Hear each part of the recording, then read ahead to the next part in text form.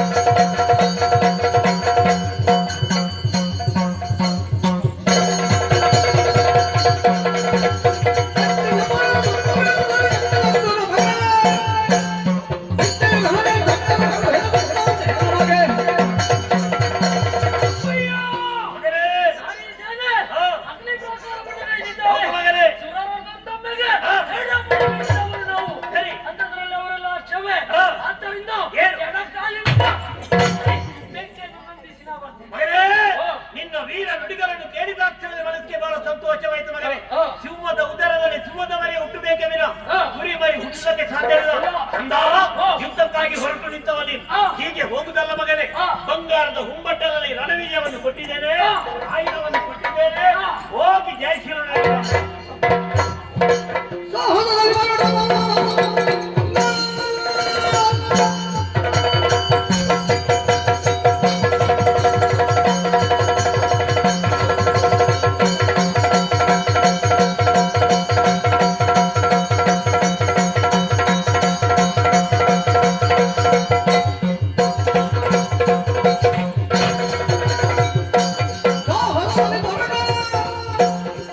ನನಗೆ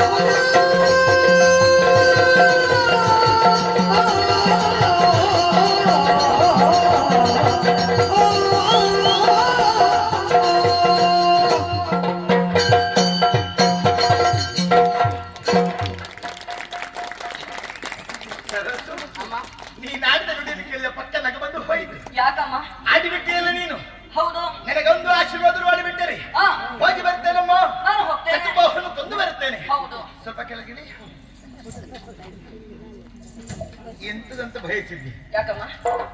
ಬಯಲಾಟವ ನಿಮ್ಮದು. ಯಾವುದು? 16 ಮಂದಿ ಹೆಣ್ಣು ಮಕ್ಕಳನ್ನು ಸೇರಿಕೊಂಡು ತಿಂಡಿ ತಿನಿಸನ್ನು ಕಟ್ಟಿಕೊಂಡು ನೇರವಾಗಿ ಬಯಲು ಬರೆದ ಚಿಕ್ಕ ಹೋಗಿ ಚಿನ್ನಿಕೋದು, ಚೆಂಡಾಟ, ಬುಕರಿ ಆಟ ಅದ ಆಟ ಆಡೋದು ಬಿಟ್ಟು ಆ ವಯಸ್ಸು ನಿನ್ನ ನಂತದ ಮಕ್ಕಳೇ ಎಳೆಯ ಪ್ರಾಯದ ಮಕ್ಕಳನ್ನು ಸೇರಿಸಿಕೊಂಡು ಕೈ ಕೈ ಹಿಡಿದುಕೊಂಡು ತೈ ಕೈ ಕುಣಿಯುತ್ತಾ ಹಾರುತ್ತಾ ಬಂದು ಅಮ್ಮ ತಿನ್ನುವುದಕ್ಕೆ ಏನು ಅಂತ ಕೇಳುವುದು. ಹೊಟ್ಟೆ ಹಸಿದಾಗ ಊಟ, ನಿದ್ದೆ ಬಂದಾಗ ನಿದ್ದೆ, ಆಮೇಲೆ ಆಟ ಆಡ್ಬೇಕಂತ ಅದಕ್ಕೆ ಬಯಲು ಪ್ರದೇಶ ಹೋಗುದು. ಅದು ಬಿಟ್ರೆ ಎಳೆಯ ಪ್ರಾಯದ ಹುಡುಗಿ ನಿನಗೆ ವರ್ಷ ಎಷ್ಟು ಗೊತ್ತುಂಟ? ಎಷ್ಟಮ್ಮ? 9 ವರ್ಷ. ಓ ಅಷ್ಟಾಯ್ತಾ? ನೋಡುವವರಿಗೆಲ್ಲ ಗೊತ್ತಾಗಲಿಕ್ಕಿಲ್ಲ. ಹಬ್ಬ ಸರಸ್ವತಿಗೆ ಇಷ್ಟು ವರ್ಷ ಅಂತ ಆಲೋಚನೆ ಮಾಡಬಹುದು. ನನ್ನ ಮಗಳು ನೀನು, ನಿನಗೆ 9 ವರ್ಷ, 4ನೇ ಕಣ್ಣಿನ ಬೊಂಬೆಯಂತಿರುವ ಮಗಳು. 4ನೇ ಕಣ್ಣು ಯಾವುದು? ನಿನ್ನ ತಾಯಿ ಆದರಂತೆ 3 ಕಣ್ಣು, 4ನೇ ಕಣ್ಣಿನ ಉಪಾಧಿಯಲ್ಲಿ ಗೋಚರಿಸುವಳು ನೀನು. ಆದುದನ್ನು ಹೇಳುತ್ತಾ ಇದ್ದೇನೆ, 9 ವರ್ಷದ 4ನೇ ಕಣ್ಣಿನ ಗೊಂಬೆಯಂತಿರುವ ಮಗಳು ನೀನು. ಮಗಳೇ, ಏನಮ್ಮ ಈಗ ನೀನು ಯುದ್ಧಕ್ಕೆ ಹೋಗುದಲ್ಲ, ಎಲ್ಲಾದ್ರೂ ಯುದ್ಧಕ್ಕೆ ಹೋಗಬೇಕು. ಯಾಕೆ? ಅದು ಬಿಟ್ರೆ ಚತುರ್ಬಾಹು ಯಾರು ಅಂತ ಗೊತ್ತಿಲ್ಲ. ಅವನ ಪಕ್ಷದವರು ಯಾರ್ಯಾರಿದ್ದಾರೆ ಏನೆಂದು ಸ್ಪಷ್ಟವಾಗಿ ತಿಳಿದವಳು ನೀನಲ್ಲ. ಎಲ್ಲಾ ಮಕ್ಕಳಲ್ಲಿ ಕೂಡಿಕೊಂಡು ಆಟ ಆಡಿದಂತ ಭಾವಿಸಿದೆ ನೀನು. ಸಣ್ಣ ಪ್ರಾಯದ ಹುಡುಗಿ ನೀನು, ಚಿಕ್ಕ ಪ್ರಾಯದ ನಿನ್ನನ್ನು ನಾ ಕಳುಹಿಸಿಕೊಟ್ರೆ ನೀನ್ ಏನ್ ಮಾಡ್ತಿ? ಈ ಸಣ್ಣವರನ್ನ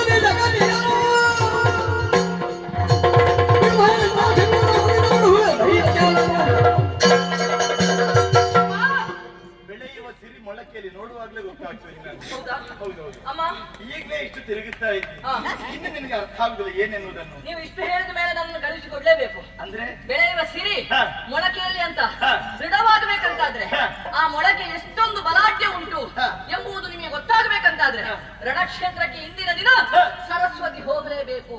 ಹೋಗತಕ್ಕದ್ದು. ಅಮ್ಮ, ನಾ ಸಣ್ಣವಳೆಂಬ ಹಾಗೆ ಹೇಳ್ತಾ ಇದ್ದೀನಿ.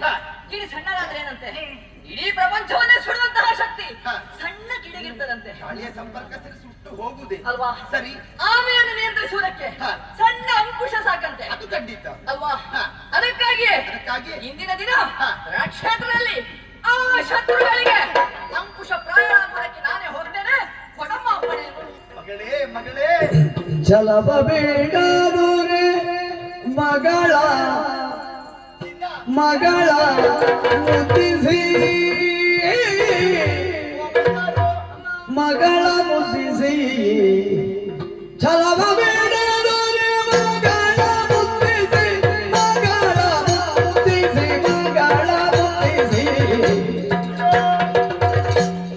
ಕಾಳು ಹಲಾಶಿ ಬಾದಿಸುತ್ತಲೇ, ಕಾಳು ಹಲಾಶಿ ಬಾದಿಸುತ್ತಲೇ.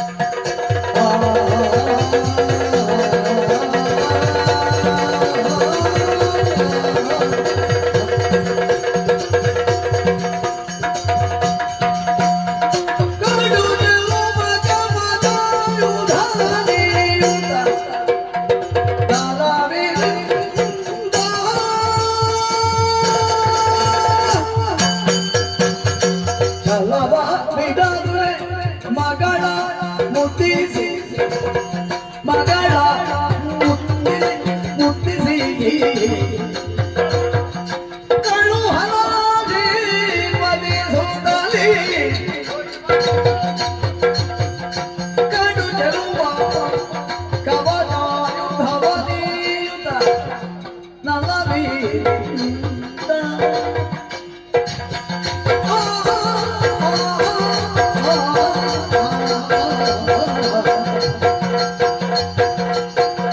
Oh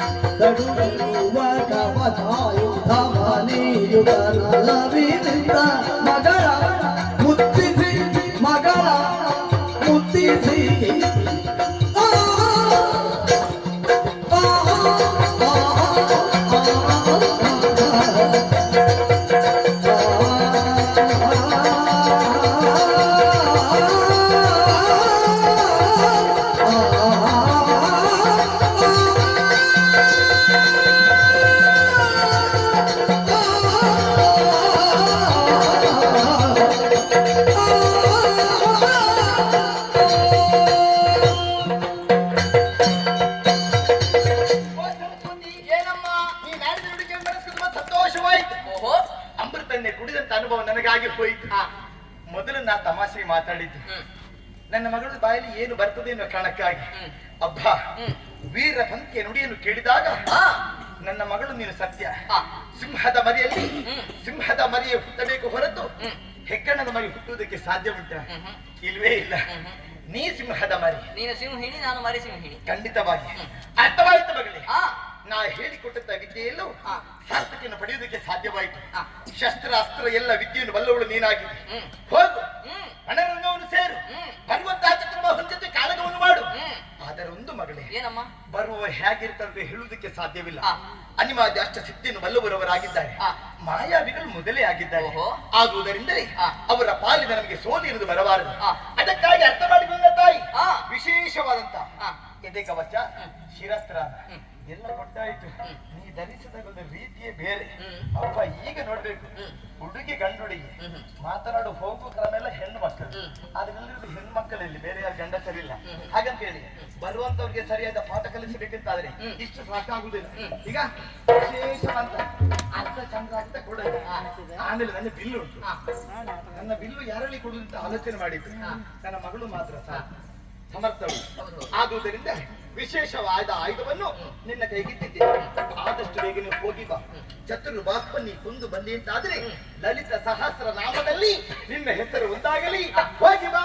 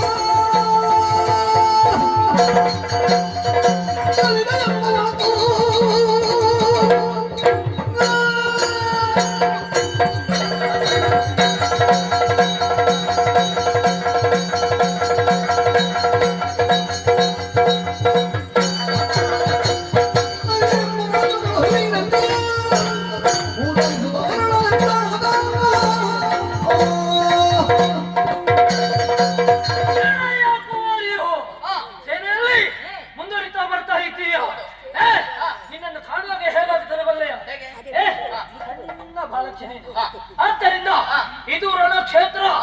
ರಣಕ್ಷೇತ್ರದಲ್ಲಿ ನೀನಲ್ಲ ಬೇಕಾದ್ದು. ಅಗ್ನಿ ಪ್ರಾಕಾರವನ್ನು ಗೈದವರು ಯಾರು ಗೈದವರು? ಅವರೇ ಬರಬೇಕು ಎನ್ನುವ ಹಾಗೆ ಯೋಚನೆ ಮಾಡಿದ್ದೆ ನಾನು. ಅವರು ಬರ್ತಾರೆ ಎನ್ನುವ ಹಾಗೆ ನಿರೀಕ್ಷೆಯಲ್ಲಿದ್ರೆ ಅವಳು ಬರಲಿಲ್ಲ. ಲಲಿತೆ ಎಂಬವಳನ್ನು ಕಳುಹು, ಅವಳೊಂದು ಹೇಳ್ತಾ ಮಾಡ್ತೇನೆ.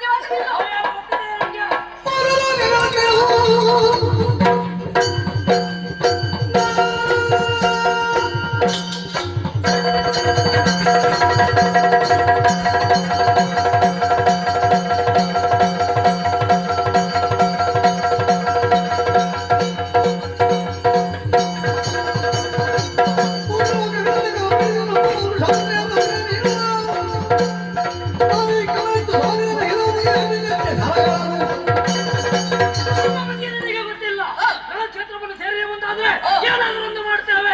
ಮೂರು ಲೋಕವನ್ನು ಗಜಗಜನೆ ನಡುಗಿಸಿದಂತಹ ವಿಕ್ರಮಿಗಳು ನಾವು ಹೇಳಿದ್ದನ್ನು ಕೇಳುವುದಿಲ್ಲ ಅಂತಂದ್ರೆ ಬಿಡಲಾರೆ.